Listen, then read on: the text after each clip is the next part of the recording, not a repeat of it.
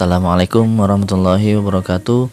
Salam Bapak Ibu teman-teman sekalian. Kali ini adalah video bagian kedua dari rangkaian video tutorial penggunaan Sirekap Mobile dalam pemilihan tahun 2020, yakni penggunaan Sirekap Mobile di TPS yang tidak terdapat jaringan internet. Kita mulai dengan proses aktivasi. Walaupun TPS ini adalah TPS yang tidak terdapat internet, namun proses aktivasi mutlak atau harus dilakukan di tempat atau daerah yang terdapat jaringan internet, karena ini terkait atau berhubungan dengan server.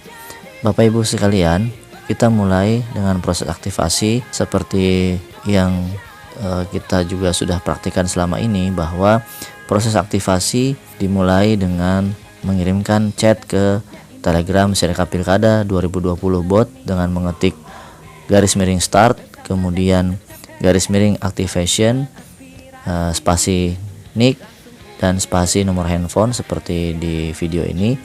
Kemudian akan ada balasan dari Telegram dan kita klik, dan kemudian muncul aktivasi, klik allow, dan kemudian muncul halaman seperti ini. Kita men-setup password.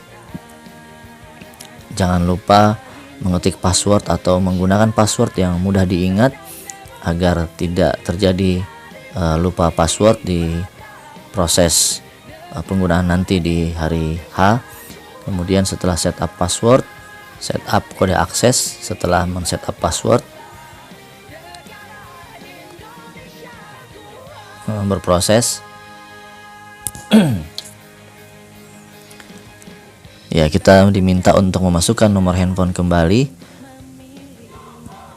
untuk memastikan bahwa yang melakukan setup kode akses ini adalah KPPS yang menggunakan nomor handphone tertentu dan memiliki password tertentu sesuai dengan yang di awal tadi dilakukan.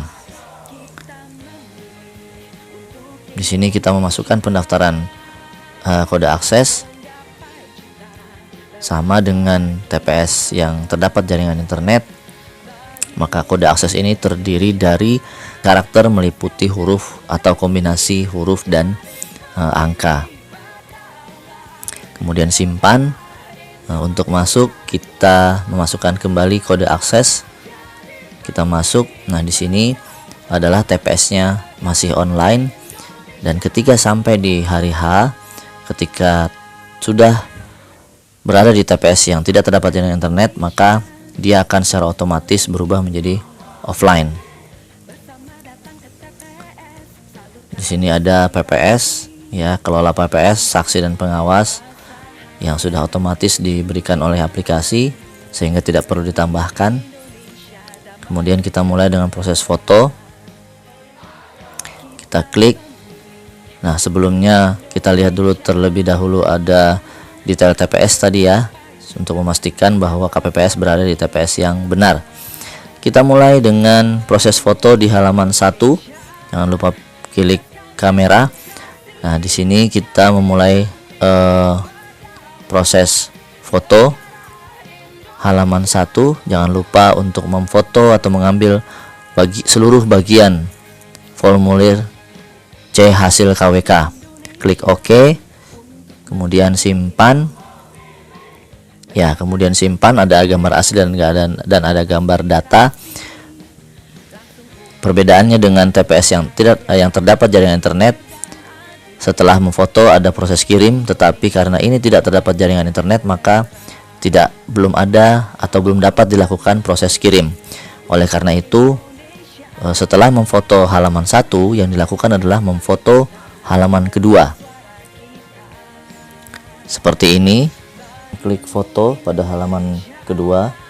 Kemudian di sini kita akan memfoto halaman kedua.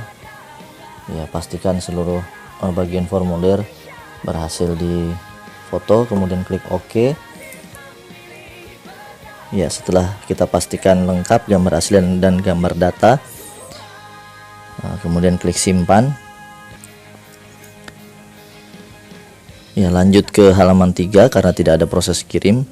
Mengingat ini adalah TPS yang tidak terdapat jaringan internet, maka yang dapat dilakukan adalah memfoto halaman 1, 2, 3 dan seterusnya. Klik OK. Pastikan terdapat gambar asli dan gambar data. Kemudian simpan. Ya, lanjut ke halaman 4. Klik foto, kemudian ambil seluruh bagian formulir C hasil KWK halaman 4, halaman perolehan suara dan penggunaan surat suara. Klik OK. Setelah dipastikan terdapat gambar asli dan gambar data, maka silakan klik simpan. Kemudian karena ini adalah sekali lagi adalah TPS yang tidak terdapat jaringan internet, maka yang dapat dilakukan adalah kunci dokumen. Kemudian dibagikan ke PPS dalam posisi offline. Di sini kita mendaftarkan PPS terlebih dahulu. Masukkan nama PPS, kemudian NIK PPS, kemudian nomor handphone PPS. Setelah itu simpan. Ya, bagikan salinan C hasil KWK kepada PPS. Di sini sudah ada ya. Kemudian setelah itu klik kunci dan buat dokumen. Pilih ya.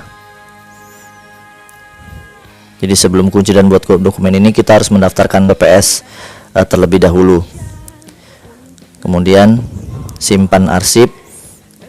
Di sini atau bagikan arsip, kita pilih yang Bluetooth. Kemudian pilih Bluetooth yang digunakan atau yang dimiliki oleh PPS.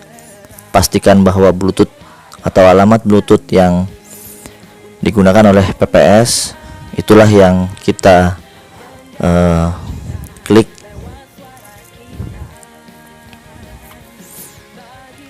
Kita tunggu.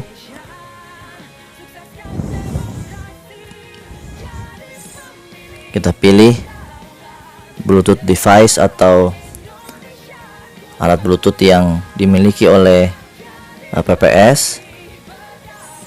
Perlu diingat bahwa dalam hal ini model handphone dari PPS tidak perlu Android, bisa saja iOS ya, karena dia hanya menerima salinan C hasil KWK saja. Ya, sudah dipilih, maka sudah terkirim.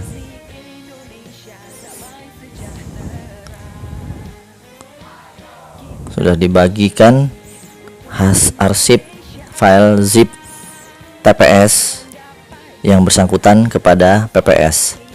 File zip inilah yang nanti diserahkan oleh PPS ke PPK pada proses berikutnya. Nah, di sini kita lihat hasil yang diterima oleh PPS berupa gambar dan ada juga dalam bentuk PDF. Maksudnya berupa gambar asli dan gambar data. Ya, ini adalah gambar asli.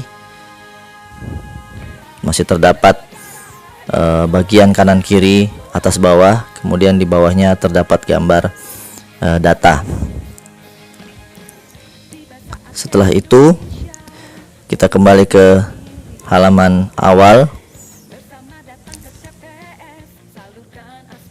dan selesai proses di TPS yang tidak terdapat jaringan internet untuk dilanjutkan di proses berikutnya dari PPS ke PPK.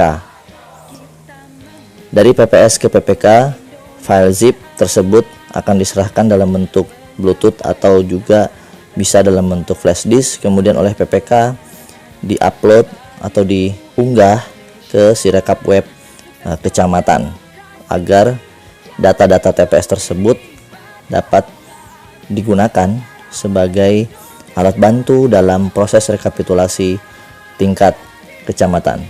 Demikian, terima kasih.